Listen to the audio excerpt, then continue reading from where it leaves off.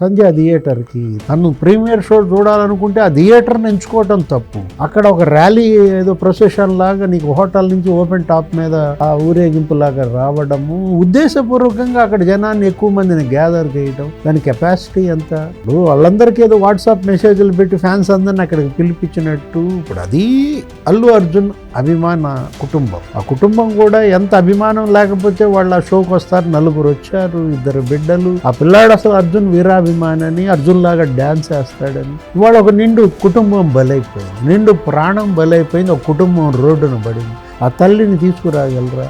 ఆ బిడ్డ ఇంకా ఇప్పటికీ చావుతో కొట్టుకుంటున్నాడు, కొట్టుమిట్టాడుతున్నాడు హాస్పిటల్లో. ఇవాళ 2 బిడ్డలు మరి తల్లిని కోల్పోయిన పరిస్థితుల్లో స్పందించాల్సిన రీతిలో స్పందించకపోవటం అర్జున్ ఆఫీస్ ఏంటి? ఇదే అసలు వెళ్ళటం ఒక తప్పు.